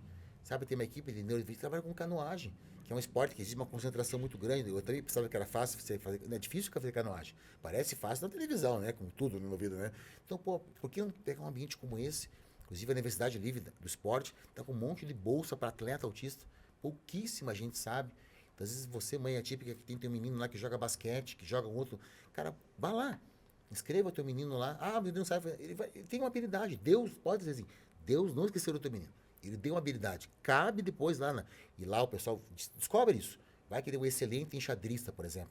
Ou se lá ele joga tênis de mesa. A gente não sabe, né, meninas? Né? Vai se descobrindo, com certeza. E como que as pessoas podem chegar até a sua startup, assim, e saber mais? No momento, a gente está no que a gente chama de ideação. Né? Então, originalmente, eu tinha uma ideia, e graças agora, né, esses diversos espaços onde eu fui interagindo, e eu agradeço, né, eu fui convidado em vários lugares para falar a respeito da minha startup, o que me deixa muito feliz, né? Eu mesmo antes da startup ter sido, né, de fato, validada, eu fui convidado a falar sobre ela na Smart Cities Expo, que teve agora, né, no começo do ano lá na Arena do Atlético, eu fui no Sebrae, eu fui no Rotary, quer dizer, eu fui numa série de espaços e cada lugar que eu vou, meninas, alguém me dá uma ideia. Vá falar com tal pessoa. Agora eu vou conversar lá com, inclusive quem fez esse projeto no festival é a neta dos fundadores do festival. O nome dela é Ana. Eu peguei essa Ana graças ao Fabiano, que é o diretor de marketing, e foi ela que comprou essa ideia. E salvo engano, acho que ela tem alguém conectado dela que tem autismo. Se não me engano é isso. Então ela viveu isso e tenta, logicamente, encontrar uma maneira de inserção, sabe? Então hoje eu estou lá, formalmente incubado, lá no Pinhão Hub, depois ao final posso passar todos os meus contatos. Eu não fico todos os dias lá, até porque de manhã e de noite eu sempre estou dando aula, mas o que eu digo, né? Como é meu interesse agora, de fato, aos pouquinhos, né? Porque até o final do ano, no mais tardar no começo do ano que vem, eu tenho que fazer o que nós chamamos de MVP, né? Que é o mínimo produto viável. Eu tenho que pelo menos tirar a minha startup do papel. Eu tenho que provar que ela é viável. E depois, lá na segunda metade, lá vamos imaginar em 27, na metade de 27, eu tenho que encontrar uma maneira de sustentá-la financeiramente. Porque eu tenho, no máximo, o que a prefeitura vai me garantir são 2 anos de incubado. Né? 1 ano garantido 100%. Se eu tiver com o projeto bem organizadinho, mas preferir mais, fica no máximo 2 anos. Porque eu não posso ficar lá para sempre, meninas. Né? Então, caso alguém tenha uma ideia, sugestão, proposta, sabe? Independente de ser algo plenamente válido ou uma ideia, entre em contato comigo. Né? Eu estou fazendo assim várias reuniões formais, informais, né? Cada lugar que eu vou, que nem agora, sábado de manhã, dando aula no MBA, veio uma moça que falou assim, de São Paulo, que tem uma mãe, que tem uma criança divergente, que está com uma ideia de criar um aplicativo para permitir as crianças, né? Então, o aplicativo, olha que ideia bacana. Então, você filma a criança neuroatípica e o aplicativo ele tenta traduzir o que essa criança quer dizer. Sabe? São Então, muitas possibilidades, né? As dão pessoas podem muitas vir possibilidades. até você E tentar implementar trazer as isso junto. ideias, né? Exatamente. Muito legal. Que, então, né, deixa o convite para as pessoas a conhecer Exato. um pouco mais do projeto.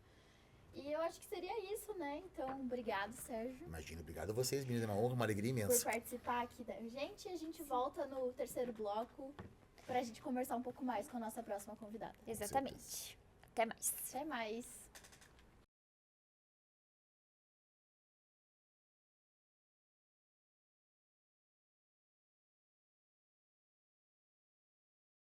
Estamos de volta com a PaiCast e agora a gente vai encontrar. E agora a gente vai ir para outro lado dessa história, né, Duda? É isso mesmo, Mi. E para isso, agora nesse segundo bloco, a gente vai falar com a Adriana Tcheluzniak, ela que é jornalista, autista e também trabalha, né, com pessoas com deficiência. Seja muito bem-vinda, Adriana. Muito obrigada, agradeço o convite. Então vamos lá. Antes de falar sobre o seu trabalho, eu queria saber um pouquinho sobre a sua história. Você também recebeu o diagnóstico recentemente, certo? E também tem um filho atípico, certo? Isso. O autismo entrou na minha vida conscientemente lá em 2008, quando meu filho teve o diagnóstico dele. Hoje ele tem 21 anos. E na época eu não sabia absolutamente nada a respeito do autismo, aí que eu fui estudar. Eu tive a sorte de estar atuando como repórter na época. Então, pelas reportagens que eu pautava no jornal impresso, eu tinha a chance de entrevistar especialistas. E foi aí que eu fui conhecendo mais sobre o autismo. A sua reportagem auxiliou nesse conhecimento, isso? Isso, eu podia fazer diversas reportagens, né? Então, eu trabalhei 8 anos na Gazeta do Povo. Então, pelo menos no 2 de abril, que era o dia do autismo, eu podia ganhar, assim, uma página inteira para falar a respeito do tema. E aí, em outros momentos, também acabava conseguindo escrever sobre o TEA. A questão é que chegou um momento em que eu sentia necessidade de mais. Então, não estava suficiente para mim apenas as reportagens ali do jornal. Aí, eu fui fazer um curso de cinema e o meu objetivo com o TCC era fazer um documentário a respeito do autismo. E esse documentário está livre no YouTube, se alguém quiser assistir, chama Um Só Mundo.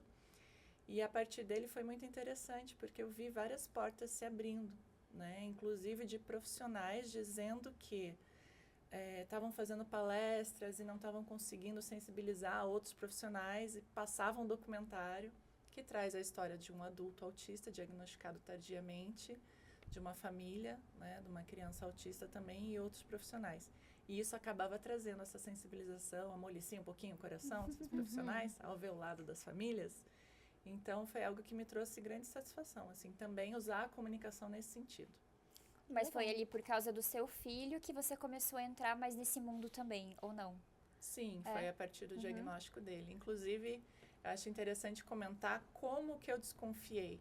Que, na verdade, não foi uma desconfiança minha. Foi a desconfiança de uma tia minha, que é fisioterapeuta da APAE, lá de Venceslau Braz. E ela trabalha na APAE há muitos anos. Então, ela começou a notar no meu filho ali, pequenininho, com 2 anos para 3 anos, algumas características que ela notou que tinha um desenvolvimento atípico. E aí, ela contou para a família inteira e ninguém sabia como falar para mim. Foi uma questão familiar, assim.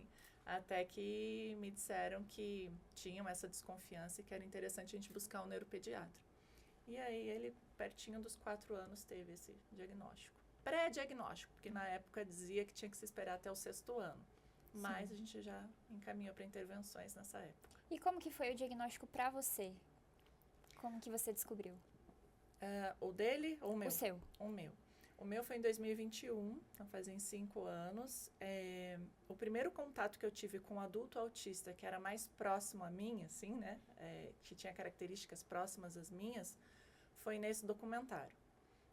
Porque o Rafael, que é o adulto que fala a respeito do autismo, ele relatava diversas situações em que eu via, assim, né, muita proximidade com questões que eu mesmo vivenciava, né? De você, por exemplo, nas palavras dele, ver o mundo conectado e você se sentir à parte. Você não conseguir interagir tanto com as pessoas de uma forma, com uma conexão que parecia que entre elas conseguiam. Então havia alguma diferença, aquela sensação de você ser meio um extraterrestre, de ser muito diferente. Então ali já chamou um pouquinho a atenção. Porém, eu acreditava que o autismo, ele necessitava ter um certo grau, né, nessas características, para ser caracterizado. E eu achava que eu não chegava a esse ponto. Então, eu imaginava que eu tinha algumas pautas autistas, algumas coisas semelhantes, mas que não era de fato.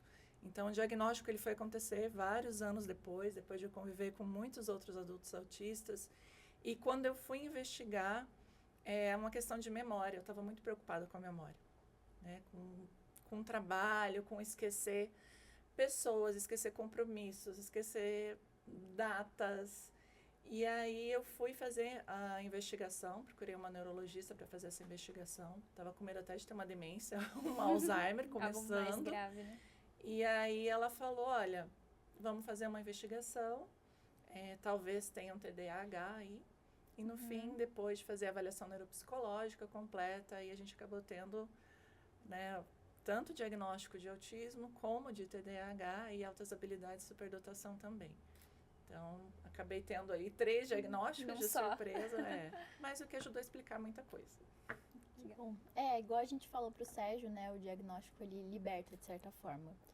E na sua maternidade atípica, o que ela te trouxe de aprendizados?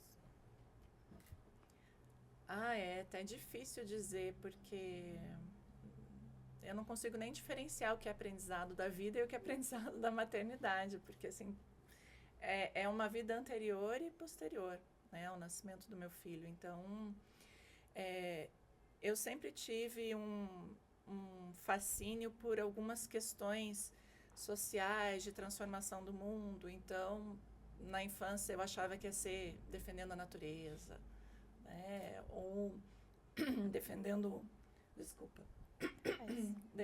excluídos. Eu frequentei uma igreja de freiras, né? Então, todo ano tinha a campanha da fraternidade, aí eu me engajava. E aí, foi ficando mais velha. Quando eu decidi fazer publicidade, foi pensando em transformar a publicidade e torná-la menos objetificante, né? Eu achava que o papel que as mulheres tinham nos comerciais era péssimo, então meu sonho era entrar no CONAR e trabalhar com autorregulação de publicidade, transformar essa área. E quando eu engravidei e decidi, né, mudar de área, foi porque eu vi que no autismo também era uma grande área e que merecia, né, muita transformação. Sim, com certeza. E para você foi difícil, assim, a maternidade atípica? Como que foi o início, assim? O primeiro ano de vida dele, em especial, foi o pior. Foi quando eu decidi que eu não teria outro filho. Porque, assim como foi com tantos outros bebês autistas, ele chorava o tempo inteiro. Você tinha rede de apoio? Como que era? Eu tinha meus pais que me auxiliavam, né? Eu ainda estava com o pai dele também. Mas era um bebê que chorava muito. E quando eu não estava chorando, ele era muito... Aí o contrário, muito quietinho. Daí as pessoas olhavam e diziam, nossa, como ele é calminho, né? Como ele é quietinho. Eu ficava, mas espera um pouquinho pra ver. Você já vai ver. Então, o início foi bastante cansativo para mim. E eu acredito que ser uma pessoa autista pode ter, né, tornado isso ainda mais complicado, com essa questão de, realmente, dos hiperestímulos, né, de muito choro e tal. Mas eu lembro que à medida que ele foi crescendo, e principalmente quando começou a desenvolver a linguagem, que foi ali por volta dos 4 anos que ele começou, 5, a aprender a se comunicar, a explicar mais o que estava sentindo e não só ficar chorando o tempo todo, né? E inclusive ele tinha umas desregulações de bater na própria cabeça, de ficar muito nervoso. Então aquilo também me desregulava. Mas quando ele começou a conseguir explicar o que ele estava sentindo e o que ele queria, as coisas foram se acalmando. Então o desenvolver da linguagem foi fundamental, né? E aí a nossa relação foi melhorando, claro. É isso que eu ia perguntar também, da questão da relação de vocês, né?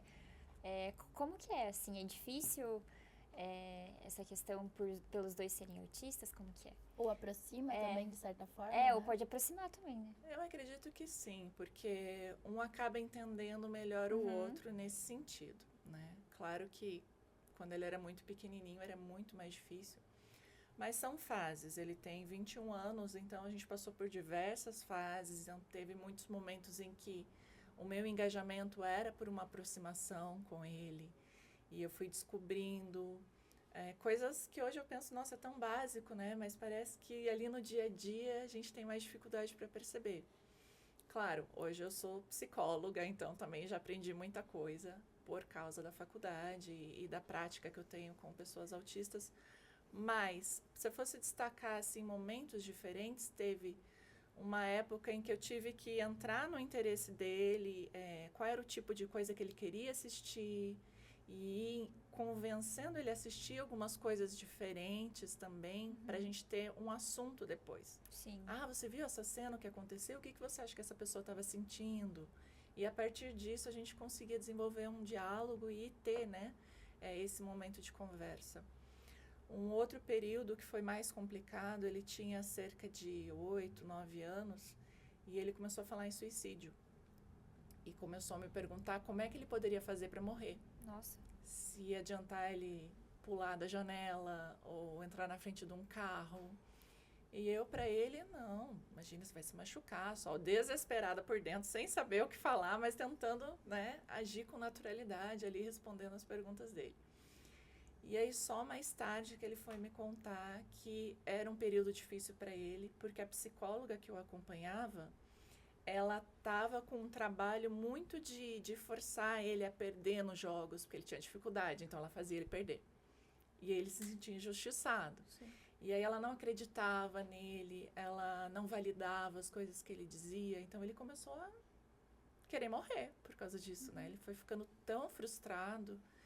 E aquilo para mim foi um período tão terrível, tão doloroso, que foi aí que eu decidi fazer psicologia também, para entender como lidar de uma melhor forma com aquilo.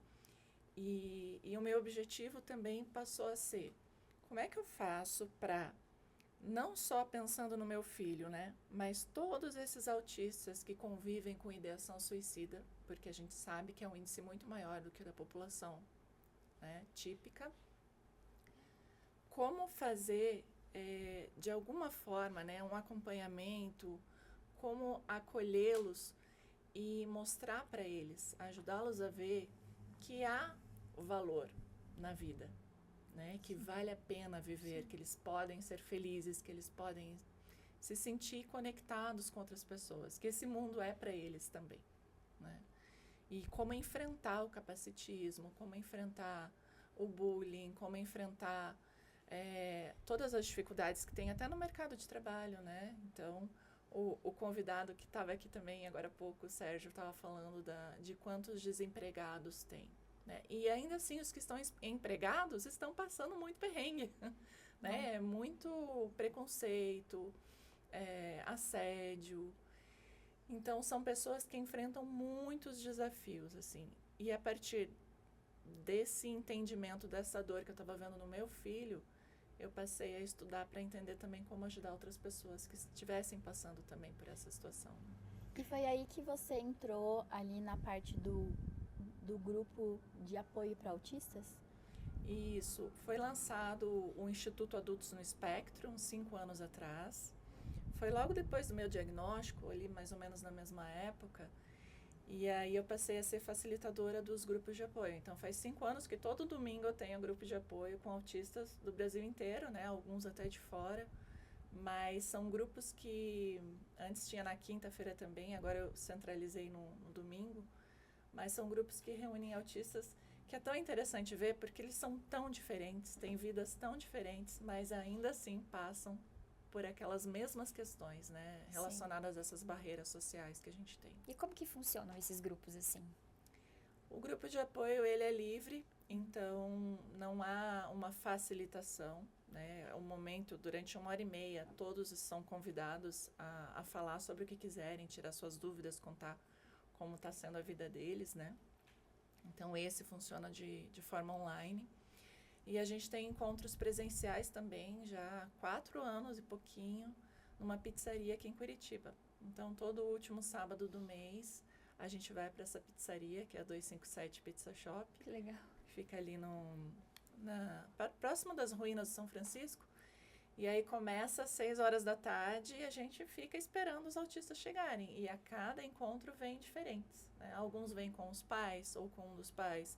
Já teve autistas que vieram com a psicóloga, né? Com algum acompanhante terapêutico. E outros vêm sozinho mesmo. E a ideia é que eles possam se conhecer, né? Fazer amizade, se encontrar em outros lugares também. E já se formaram casais ali. Olha então que legal. tem Que sido legal. muito Tem bom. essa interação, né? E isso formar foi... amizades, enfim. Exatamente. Porque pessoas autistas entre si, elas se dão muito bem, no geral. Sim. Né? É muito mais fácil, é muito mais tranquilo lidar com alguém que é verdadeiro ali, né? Que é Naquela igual a intenção. você, digamos assim, né? Que não certa vai forma. ficar fazendo joguinho de palavras, que não vai ficar mascarando as intenções. Então, são relações muito genuínas. E esses encontros presenciais também vieram a partir do meu filho, porque ele pediu, né? Ele também participa? Participa. Que legal. Então, ele assistiu uma série chamada Amor no Espectro, que tem na Netflix, e dele falou, eu queria que tivesse uns encontros, assim, para autistas. Aí eu disse, não, então, vamos lá, vamos fazer. Começou com poucos autistas, foram, assim, a primeira vez que eu convidei foram uns 10, e agora a gente já teve encontros com mais de 50. Assim, Nossa, que legal. Bastante gente. E o que muda quando um adulto autista encontra esse espaço de ser ouvido, de ver outras pessoas semelhantes? Os relatos que a gente costuma ouvir são de realmente passar a se sentir pertencente e compreendido, né? Claro que ainda há muitos desafios, né? Eu costumo sempre estar de olho em quem está chegando pela primeira vez e ajudar a se enturmar. Uma das ferramentas que a gente tem na primeira hora do encontro é ter jogos à disposição para poder ter um quebra-gelo ali, para conseguirem, né? Se comunicar, porque infelizmente muitos autistas também não desenvolveram essas habilidades de interação, ficaram sempre muito isolados, né? Então é como se eles tivessem que aprender. Aprender do zero, né? Tudo de novo. Do zero. Inclusive, outra coisa curiosa, né? Principalmente no começo dos encontros, como eram pessoas que estavam sempre acostumadas a só sair com os pais, com as famílias, eles iam nos lugares e sentavam à mesa, esperavam a comida chegar, comiam e iam embora, né? Então, alguns passavam a ter esse comportamento ali também na pizzaria. Eles chegavam no lugar, chegava a comida, eles comiam, não importa de quem era a pizza, eles achavam que estava ali, era para eles comerem. Aí foram aprendendo, não, eu preciso escolher no cardápio o que eu vou pedir, a comida vai ser minha, eu não vou sair pegando a comida da mesa das outras pessoas. Então, coisas muito básicas, assim, alguns começaram a aprender a partir disso. E é bem legal, porque daí a gente começa a acompanhar e ver que eles conseguem, a partir disso, ter outros programas também, ter mais independência, mais autonomia. E você também trabalha com cultura e teatro, né, Adriana? Você já participou, acho que é na UTFPR, se eu não me engano, né? De um grupo de teatro para autistas. E como que foi para você, assim? Eu participei, mas foram apenas alguns encontros. Foi na Federal do Paraná mesmo que a gente fez, né? Chamava Teatos, então foi com uma autista que ela é, né, atriz. E também foi muito bom ter essa experiência, né? Recomendo, né, que autistas busquem também essa forma de construir personagens, de ter essa expressão corporal. Eu fiz uma época também um curso de palhaçaria, que daí foi agora acho que é um SPAR, né? Antes da faculdade. Isso, eu acho que é. E a palhaçaria foi muito legal também, para ver essa parte de expressão corporal mesmo, de você conseguir lidar com seus sentimentos e como expressar isso de uma forma diferente, a arte ela costuma nos trazer muitos recursos para isso, vale muito a pena. E para quem nunca teve contato assim com uma arte mais inclusiva, para talvez adultos ou até mesmo crianças que têm, você recomenda fazer algum programa cultural? Qual que são o que traz de bom para essas pessoas? Tanto essa parte de desenvolvimento mesmo, pessoal, né, de repertório, de entendimento, de visão de mundo, mas a parte social também. Então, quando eu fui presidente de uma associação, que é a União de Pais pelo Autismo, a UPA, eu comecei a lançar alguns eventos inclusivos, cinema adaptado, a gente tem até hoje, faz 12 anos que tem o cinema adaptado, que é uma sala que é um pouquinho mais iluminado, o som mais baixo, e é para autistas, né, e seus familiares. E a gente foi percebendo que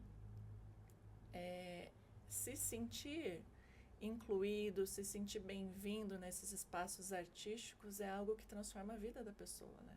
Ela vai tendo mais autoconfiança, ela vai se permitindo descobrir coisas novas. Para o autista isso é muito importante, né? Trabalhar essa flexibilidade cognitiva e a arte ajuda muito nisso. Sim, muito legal. Legal, muito legal esse trabalho da Adriana.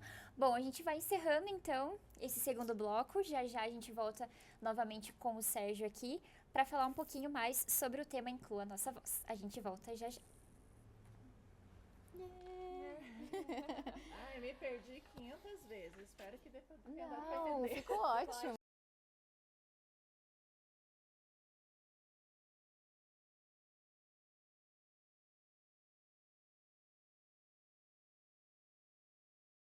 Vai começar com você, né? Então, tá com vocês. Fala pessoal, estamos de volta aqui com o nosso terceiro bloco e agora a gente está com a Adriana e o Sérgio para responder algumas perguntinhas dos nossos telespectadores, né? O Gabriel, nossa produção, separou algumas perguntas, né, Gabriel? Vai lá. A primeira é pro Sérgio. O que você gostaria que tivesse sido diferente na sua trajetória antes do diagnóstico? Olha, é uma questão mais eu e eu mesmo, né? Eu sempre fui muito perfeccionista, assim, sabe? Muito de se cobrar, de exigir de si mesmo. E eu acho que a gente pode levar a vida de maneira mais tranquila, sabe? Eu acho que a grande vantagem, se existe uma vantagem, por assim dizer, né, de você envelhecer. Eu sempre lembro de uma frase do Borges, né, daquele poeta argentino, ele fala assim: La senilidad es una mierda, pero es la última. Porque a senilidade, né, ela é democrática, todo mundo vai acabar envelhecendo, né? Então, a gente consegue ter um benefício da senilidade, hoje a serenidade, né? Eu tento, na medida do possível, ser sereno. A gente estava conversando a respeito disso, né? Porque o autista ele é muito proativo com questões de injustiça, com questões que a gente tenta fazer. Então, eu acho que se eu pudesse voltar no tempo, eu acho que eu teria investido menos energia em algumas coisas que me geraram um malefício maior do que o benefício, sabe? Eu queria ter tido, assim, uma capacidade analítica que eu, modéstia à parte, adquiri com a vida, né? Em tentar deixar algumas coisas passarem, sabe? Porque aquilo que eu digo, né? A gente não consegue mudar as coisas da noite pro dia. E o autista tem muito disso, né? Ele tem um lado meio inconformado, assim, com as coisas e ele quer mudar, sabe? E as coisas até mudem, mas elas não conseguem mudar da noite pro dia, sabe? A gente tem que fazer um processo, assim, paulatino, convencer outras pessoas, não ter vergonha de pedir ajuda, sabe? Então, acho que essas questões que, da medida do possível, eu procuraria, né, tentar melhorar, mas é um processo, a gente está nesse plano para tentar evoluir, então acho que se fosse possível, acho que o principal ponto seria esse. Perfeito. Mais perguntas, Gabi? Sim. Adriana, agora é para você. O que você gostaria que os jornalistas entendessem antes de produzir uma matéria sobre a deficiência? Interessante essa pergunta. Eu acredito que todo jornalista ele tem que se despir das suas ideias preconcebidas, né, dos seus preconceitos. E eu acho que o jornalista ele tem muito disso também, né? Ele estar aberto para o que as fontes vão trazer. Então buscar as melhores fontes, buscar não só especialistas, mas também autistas, adultos, Sim, né, sim. familiares e realmente buscar ouvir todos os lados para trazer as questões. A gente está tendo grandes desafios que é de lutar para manter os direitos conquistados. Né? Então, tem muitos casos de autistas que passam em concurso público e na perícia o perito olha e fala, não, você não é autista, não te considera autista o suficiente para você assumir, mas ele tem todos os laudos, todo o histórico de vida. Então, a invalidação, ela está acontecendo de uma forma assustadora. Né? Então, por muitos anos, desde 2008 que eu estou aí lutando pela conscientização do autismo, e o nosso sonho era que tivesse um personagem autista na novela, o nosso sonho é que as pessoas pudessem reconhecer o autismo, os sinais do autismo, para o diagnóstico ser mais precoce, né? Parece que tudo aquilo que a gente lutou para que o autismo fosse mais conhecido, agora está meio que vindo contra. Né? Tá indo contra a comunidade autista. Porque daí você fala, agora autismo é moda, agora todo mundo é autista. Sim. Não, na verdade a gente lutou muito para o autismo ser mais conhecido. Sim. Ele precisa ser reconhecido e não invalidado como está sendo. Né? Com Perfeito. certeza. Mais uma, Adriana, para você. O que uma família mais precisa ouvir quando recebe um diagnóstico? Eu acredito que o ideal seria apontar caminhos. Né? Infelizmente, na minha época isso já acontecia e hoje em dia ainda acontece, de consultas em que profissionais são muito frios, quando não são mal informados, né? Que não reconhecem o autismo, ou quando reconhecem, meio que dão a notícia, soltam aquela bomba, entre aspas, né, na mão da família e ela que se vire. Se vira, né? Então, eu acho que ainda falta muito, assim, uma postura também, humanizada, de acolher e de mostrar caminhos. Olha, a partir disso, né, o que vocês podem fazer, quais são as terapias, quais são os caminhos, quais são os grupos de apoio que existem, conheça outras pessoas, né, se una à comunidade para você não ficar sozinho, para ter essas trocas, né, esse suporte mútuo. Esses são os direitos, esses são os lugares que você pode procurar. Então, acho que falta muita informação ainda. A gente vê casos assim de diagnósticos que são largados no colo da pessoa e ela que se vire. Isso quando o diagnóstico de autismo realmente é reconhecido e informado, porque o que tem de caso de pessoa que chega com outros diagnósticos e só depois vai descobrir que é autismo, né?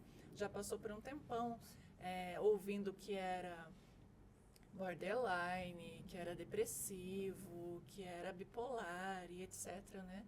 E a pessoa perdeu um longo tempo tentando tratar outras coisas e não sabia que é autismo. a base ali era o autismo, que estava ali desde sempre, né? Sim. Sérgio, o que mudou na sua relação com as pessoas depois que você passou a compreender melhor o autismo? Que ela colocou, eu vou só complementar, eu acho que é muito bacana a gente tentar, na medida do possível agora, a gente está em uma trincheira, sabe? E a gente tem que, de alguma maneira, assim, não só manter aquilo que nós conquistamos, e isso, praticamente concordo, porque eu acabei também acompanhando até certo ponto, né? Mas a gente tem que desmistificar algumas questões, principalmente com aquilo que eu chamo que é o capacitismo recreativo. Hoje eu acordei meio autista. Meu cachorro é autista. Sim. Quer dizer, virou chacota, sabe? Virou meme, virou trend do TikTok, Sim. sabe? As pessoas imitando autistas, assim, sabe? Então, só pelo fato de você romper com o estereótipo já é um grande passo, sabe? Então, a gente tem que tentar evitar a todo custo isso. E o que eu procuro, na medida do possível, fazer? Não que eu seja agressivo, né? Porque também não é por esse lado. A gente tentar, na medida do possível, quando você nota uma situação como essa, você indicar que aquilo não é, digamos assim, até agradável para o autista ou socialmente correto, e não é uma questão de você ser politicamente correto, não é nenhum bombocismo, não é nada disso, sabe? É você tentar explicar o quanto é doloroso, né? E é o processo, né? No passado as pessoas não faziam, né, muitas vezes piadas, chacotas, né, com o homossexual, com o rapaz que é negro, com o rapaz que é indígena, né? Você pega um humor dos anos 80, era um humor extremamente violento nesse ponto, trabalhar o simbólico, né? Quer dizer, você pegar esses pontos de ficção que já são dolorosos para nós e você acentuar. Não é? Então, acho que esse que é um dos principais papéis nisso, né? Quer dizer, a gente precisa evoluir nesse sentido. Vão continuar existindo estereótipos, com toda certeza, mas eu estava comentando muito bem a questão da inclusão, né? E agora, no começo do ano, não sei se vocês acompanharam, eu acabei até escrevendo um material a respeito disso, que nós tivemos o lançamento da Barbie Autista. E veja o quanto que isso dividiu as atenções, né? Teve gente que, como eu, que achou isso muito legal, sabe? Porque em algum grau eu vejo isso, eu não tenho uma filha, tenho só sobrinhas, né? Mas é muito legal como nós tivemos a oportunidade da menina afrodescendente brincar com uma bonequinha É uma afrodescendente. representatividade, né? Eu acho importante ter essa ideia do espelhamento, né? Porque senão a criança não encontra algo que a represente, sabe? E daí o que acontece, né? E eu entendo também o lado de quem criticou essa medida, né? Porque daí falou assim, não, mas a Barbie autista reforça determinados estereótipos, né? Porque ela vem com aquele kit, né, de você trabalhar a questão do letramento, né? Ela tinha como se fosse aquele negocinho lá para você evitar a ansiedade, sabe aquelas bolinhas que a pessoa estoura, tal. Mas eu falei assim, eu prefiro, e aí lógico, geraram debates assim, homéricos na internet e tudo mais, e depois uma hora eu também meio que desencanei, porque daí começa a ir pra ofensa, assim, sabe, né? Tipo, quem é você para falar a respeito de autismo? Você é professor, você dá aula. Daí sempre as pessoas querem comparar uma dor com a outra. E daí vira uma coisa assim, sabe? E vira uma discussão assim, sem fim, sabe? Então eu acabei meio que, sabe aquela questão assim, sabe? Não é legal, mas eu deixo meio que passar batido, sabe? Então, e a gente percebe isso. E no caso da medicina, e é uma crítica que eu faço aí, e isso, por favor, né? Também é muito polêmico, né? O que eu praticamente vejo, e eu vou agora me reportar lá ao velho Bonfoucault, né? Porque a gente tem que sempre se resguardar em alguém, porque alguém, as pessoas não ficam bravas com a gente, né? Fique bravo lá com o Michel Foucault, né? E o Michel Foucault ele tem uma história de vida muito bacana, né? Porque ele veio de uma família de médicos e ele queria fazer filosofia e era homossexual. Quer dizer, ele era a ovelha negra da família. E ele tem um livro que eu acho assim essencial para quem você deve ter lido na faculdade, que é chamado O Nascimento da Clínica. É quando os médicos se tornam uma classe detentora de um saber. Né? O médico ele vira, né? Porque assim, você tem momentos da história onde determinadas classes tinham um poder enorme de decretar o indivíduo inválido, de invalidar, de deslegitimar o discurso. Né? Então você, em Idade Média, era o clérigo. O clérigo era portador de uma verdade e era o deslegitimador do discurso. Quando o clérigo colocava alguém louco, possuído, por mais que o indivíduo falasse a maior verdade do mundo, ninguém acreditava.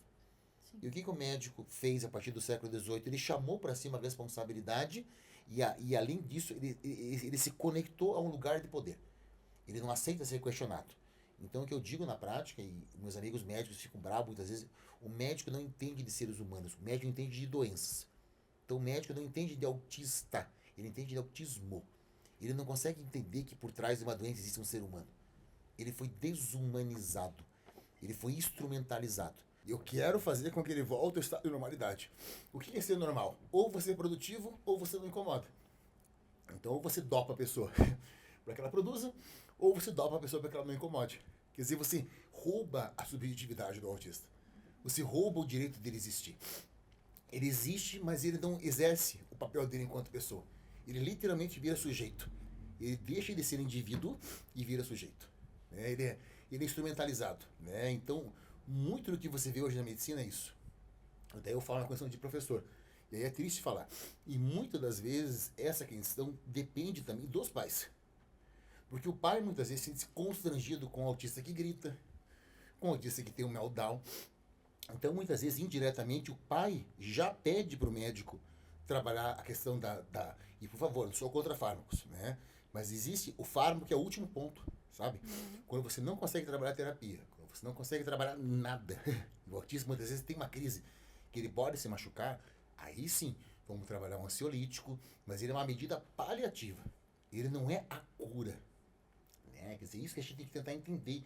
A gente não pode mais separar a sociedade entre normais e anormais. Porque senão você faz como no passado. Quer dizer, o que você fazia com o anormal? Você trancava ele na instituição disciplinar. Era muito mais fácil, né? Sim. Deixava ele lá, né? E por que você legitimava? Não, porque lá ele está seguro. Seguro de quem? Né? Seguro para quem? Né? Quer dizer, essa instrumentalização do autismo que você vê que é muito complicado. Né? Quer dizer, o autismo ele é muito bacana, ele é muito bem-vindo até o momento que ele sai de uma condição de aceitabilidade. Sabe? Se você pega os grandes autores que entenderam a formação do Brasil, Caio Prado, Sérgio Buarque de Holanda, Florestan Fernandes, então eles falavam assim, que do Brasil você aceitava o negro pacífico. Então o negro tinha que ficar na cozinha, o negro tinha que aceitar tudo aquilo que era. Esse era o negro considerado bom. Agora, qualquer situação onde o negro não aceitava... Não. Ele é selvagem, ele tem que apanhar, ele tem que ser retirado do espaço de convivência, porque não, ele já não é mais alguém, aspas, civilizado. Né? Então, o autismo é a mesma coisa, quer dizer, você cria uma ideia assim de um autista pasteurizado. E em parte, por favor, né, eu vou falar algo também que as pessoas vão me odiar eternamente, depois eu vou evitar agora começar a tossir de novo, né? Em parte, às vezes, tem pessoas que são muito bem intencionadas, mas criam uma aura que eu acho muito errada. É o caso do Marcos Mion, que criou uma leitura assim, de que ter uma criança autista assim, é uma maravilha. Só que é diferente você ter uma criança autista e você ter dinheiro, você leva ela na fono, leva ela na físio, leva ela na terapeuta, ela faz musicoterapia, até ok, bacana. Agora, vamos ver o caso da mãe lá. Eu estava agora no evento da OAB no sábado, lá, até porque eu participo da comissão, existe uma comissão de proteção do direito ao autista. Nessa comissão eu participo mais como consultor. A minha comissão mesmo é de direito à cidade. Mas eu estava lá no evento, lá de Espaço da Cidadania, que foi criado, e a gente percebe isso muito. O que você nota? Olha a inclusão festiva que eu digo. Né? Uma mãe veio conversar comigo. Meu filho está no colégio da região metropolitana. Teoricamente ele está incluído, mas não tem uma tutora para ajudar ele. Quer dizer, ele está, mas ele não existe. Exato, não Quer existe dizer, aquela inclusão que não eles falam existe, que é não existe. inclusão. Né? Não, ele está, mas é como se... existe uma diferença entre ser e estar. Ele está, mas ele não é. Quer dizer, ele não foi dado o direito dele existir ali. Quer dizer, ele está ali enquanto pessoa, mas você percebe que se ele não tivesse lá, estava no mesmo. E qualquer coisa que você faça, no caso ele, em relação aos outros, que na tua opinião sai do parâmetro do aceitável, ele já não é mais bem-vindo ali. Né? Quer dizer, o autista ele é bem-vindo quando ele está bonzinho. Não, mas o autista agora quer... Não, mas ele está pedindo... Quer trocar a lâmpada? Mas que isso? Você percebe que é assim? Sim. Quer dizer, é um autismo pasteurizado, assim, sabe? É uma coisa, por isso que eu digo que é a inclusão cirandeira, sabe? Todo mundo, vamos atrás, o autista, leva o autista lá, muitas vezes, num show lá, o coitado surta. Não, que mal agradecido, trouxemos você aqui. Cara, não é assim que funciona, sabe? E você perguntou primeiro se a criança queria ir primeiro ir lá, né? Quer dizer, então, mas ele quer, porque ele fica em casa muito tempo sozinho. E se ele gosta de ficar sozinho? Quer dizer, por que você usa o teu parâmetro como neurotípico para uma criança neuroatípica? Sabe? Quer dizer, você não consegue trabalhar uma régua diferente para ele? Quer dizer, ele tem que trabalhar os mesmos estágios de desenvolvimento que uma criança. Então, você nota quantas coisas ficam subentendidas, né? E daí quem que descobre isso? É a mãe atípica. Quer dizer, só quem convive mesmo é que vê esse dia a dia. Eu tenho plena consciência disso. A tua realidade não foi a realidade do Marcos Mion, muito pelo contrário. Que é a realidade que eu estava lá no sábado de tarde, no evento da hora, escutando. Porque daí o pai abandonou. Eu vejo isso muito, né? Quem cuida da criança, assim, ou é o casal, ou é a mãe. Eu não vi um caso de um pai que pegou a responsabilidade e... Cadê esses pais? Quer dizer, a mãe fez a criança com o dedo? Quer dizer, o autista ele veio entregue, nasceu num pé de couve? Cadê o pai dessa criança? Quer dizer, o pai na primeira oportunidade, o pai fala, não, eu tô muito cansado, eu não consigo mais tocar essa vida e evapora. Sabe? Veja como é complexo isso, né? Agora a mãe não, a mãe tem que segurar o rojão e tem que estar sempre sorrindo, tem que estar bonita, tem que estar magra, tem que estar alegre. E o governo, sabe aquela final de ano que a empresa dá um sonho de valsa e o funcionário tem que agradecer? É a mesma coisa que a mãe atípica. Pô, mas a gente deu um sonho de valsa para a senhora, demos ali um outro brinquedinho para o seu filho, a senhora tinha que agradecer. É o mínimo, né? Pô, mas isso não. Sabe? Para tirar uma foto com a mãe atípica, aparece sempre lá um indivíduo, mais esse ano no eleitoral. Todo mundo quer pegar carona, sabe? O que eu escuto agora é muito, eu não estou fazendo campanha para ninguém. Mas já me chama, não, não quer ajuda? Eu falei, não, eu prefiro não me envolver. Porque daí quando eu dou a minha palavra, o indivíduo já entendeu que eu chancelei a candidatura dele, sabe? Mas eu não chancelei, eu no máximo fui lá dar uma opinião a respeito de uma política, mas como eu sei que é muito complexo esse espectro, eu nem me meto. Por que não me chamou ano passado, então, para falar que ano passado o autista estava, tipo assim, submerso. Agora, no eleitoral, todo mundo quer tirar uma casquinha. Eu sou candidato da minoria, eu sou candidato da inclusão, eu sou candidato azul, não sei o quê. Eu falei, agora é fácil, agora né, é fácil, agora todo mundo que quer, vem também, todo mundo, tipo, mestre dos magos, some. Aí no outro ano o cara volta. Sabe? Pelo amor de Deus, né? A gente também não é tão ingênuo, né? Não é massa de manobra, quer dizer, você vai lá, né, atrai a gente com doce, depois vai lá e esquece da gente. As coisas não funcionam assim, sabe? Sim. Tem mais alguma? Não. Tem só mais uma, que é pra Adriana daí. Como evitar que a história de uma pessoa com deficiência seja contada apenas pelo olhar da família ou dos profissionais? Trazendo a pessoa autista para o local de fala, né? Trazendo um espaço para que ela possa trazer o seu olhar sobre a sua situação, sobre os seus desafios, sobre as suas conquistas, né? Permitir, assim como vocês estão fazendo. Né? Hoje abrindo espaço para 2 pessoas autistas com experiências diferentes, com vivências diferentes. Quanto mais a gente conseguir ter esses espaços, mais a gente vai combater essa visão biomédica de que o autista é uma pessoa defeituosa, uma pessoa que é um erro, que age de forma errada, que precisa mascarar suas características para poder ser incluída. Pode estar na escola, mas não pode dar trabalho. Pode estar no mercado de trabalho, mas tem que funcionar ali, né? Como se estivesse numa linha de produção, esquecendo todas as suas características, enfim. Essa é uma luta antiga, né, das pessoas com deficiência. Então, o ideal é a gente sempre trazer esse apoio.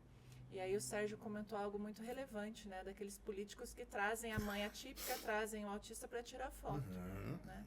Mas será que eles realmente entendem quais são as necessidades da comunidade? Por que não votar numa pessoa autista ou numa mãe atípica, né? Por que não ajudar essas pessoas para que elas possam estar também nesses locais de decisão? Sim, com Perfeito. certeza. Então a gente encerra nosso APAICast aqui. Eu queria agradecer mais uma vez a presença do Sérgio, da Adriana. Foi um prazer contar com vocês aqui. Né, Mili? Sim, eu queria agradecer também por né, encerrar realmente o nosso podcast, os nossos 4 episódios, e que a gente mais pra frente possa continuar nossa parceria e continuar o nosso contato, que vocês são sempre bem-vindos.